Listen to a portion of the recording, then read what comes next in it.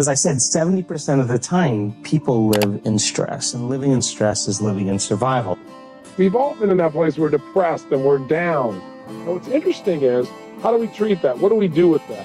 Well, what most people will do is they go take a drug. Or if people are really feeling down in life, they'll go drink some alcohol or maybe smoke a cigarette.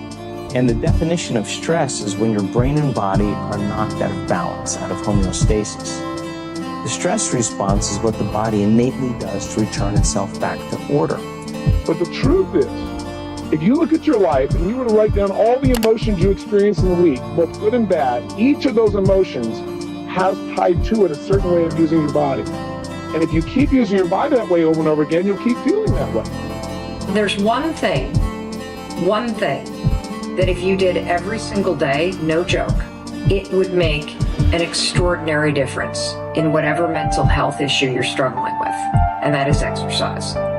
And the reason you've got to exercise every day is because what we know about human beings is that when you physically move, your physiology changes, and that changes your brain. You've got to detach.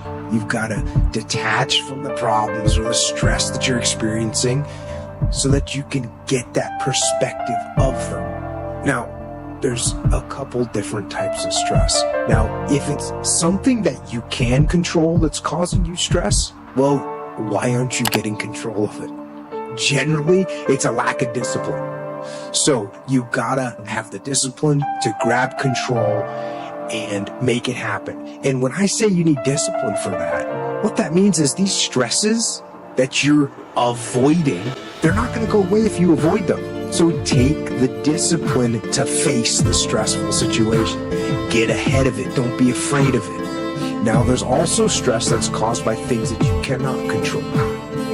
And if you remember talking earlier about artillery and how horrible that was, and what made it so horrible was that there's no control over it. So if you can't control something, can't get control of it, you have to at least embrace what you can. And I'm not saying you're going to embrace artillery shelling, but I'll tell you what, there's only so much you can do, and you cannot completely eliminate it. But you can't control it, so why are you going to worry about it? Why are you going to stress about it? Getting your heart rate up, getting outside, breathing, feeling connected, getting out of your house, which may make you feel depressed and trapped.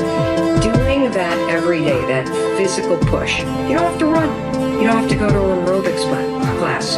Get outside with your dog in the woods. Walk with a good friend for 2 or 3 miles.